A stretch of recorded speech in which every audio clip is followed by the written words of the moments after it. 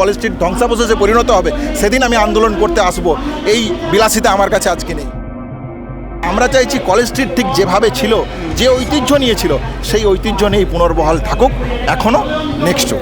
এদের জ্ঞান আহরণের জায়গা সম্পূর্ণরূপে বন্ধ হয়ে যাক, নবজাগরণের যে পীঠস্থান, সেই পীঠস্থান আজকে সম্পূর্ণরূপে ভাঙচুর হয়ে যাক, সেটা আমরা দেখতে চাইতে পারি না, কোনো সভ্য সমাজ চাইতে পারে না।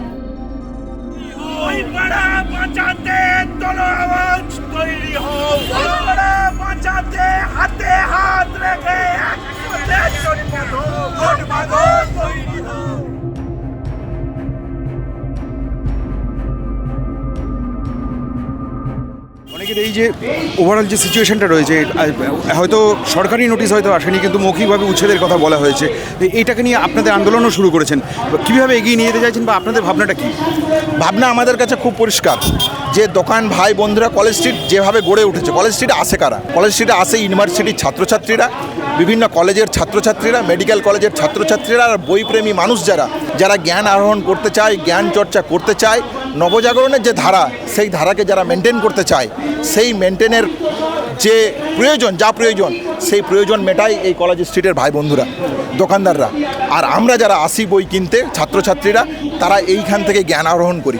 তাহলে একজন ছাত্র হিসেবে আজকে আমার মনে হয়েছে, যদি দোকান ভাইদের উপর এই ধরনের মৌখিক নির্দেশ আসে, তাহলে এই নির্দেশ একদিন যেদিন বলবৎ হবে, কলেজ স্ট্রিট ধ্বংসাবশেষে পরিণত হবে, সেদিন আমি আন্দোলন করতে আসব। এই বিলাসিতা আমার কাছে আজকে নেই। তাহলে আমি মনে করছি যে কলেজ স্ট্রিটের কর্পোরেশন যেভাবে মৌখিকভাবে জানিয়ে গেছে, এই জায়গা তারা উইথড্র করুক। দোকান ভাইদের উপর যে ভয়ের পরিবেশ তারা সৃষ্টি করতে চাইছে, এই ভয়ের পরিবেশ থেকে দোকান ভাইদেরকে সুস্পষ্টভাবে ব্যবসা করার জায়গা তৈরি করে দেওয়া হোক, এইটা আমরা চাইছি। তাহলে আমরা চাইছি কলেজ স্ট্রিট ঠিক যেভাবে ছিল, যে ঐতিহ্য নিয়েছিল, সেই ঐতিহ্য নিয়েই পুনর্বহাল থাকুক এখনও নেক্সটও।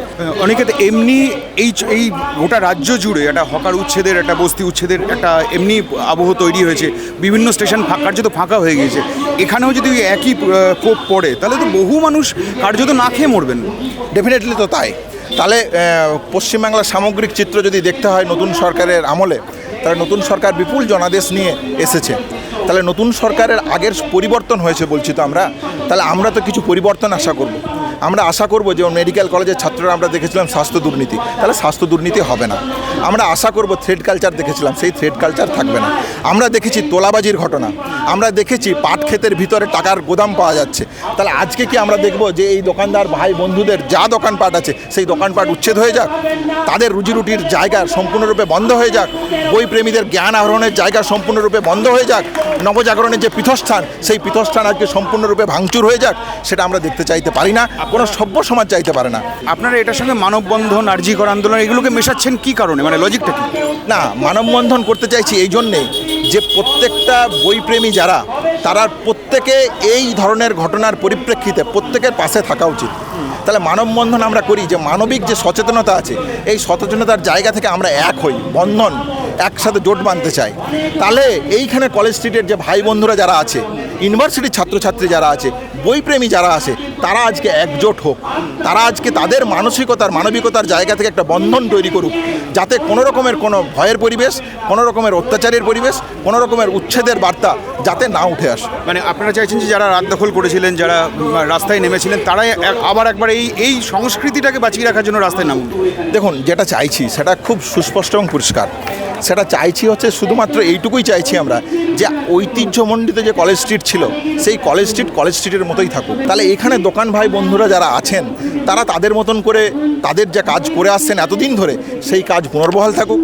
আমরা যারা ইউনিভার্সিটির ছাত্রছাত্রীর, মেডিকেল কলেজের ছাত্রছাত্রীরা আছি, তারা আমরা তো এই দোকান ভাইদের কাছেই বই কিনি, এখানে এসেই করি। যারা বইপ্রেমীরা, বই পিপাসু মানুষ যারা, তারা তো এখান থেকে জ্ঞান আহরণ করে।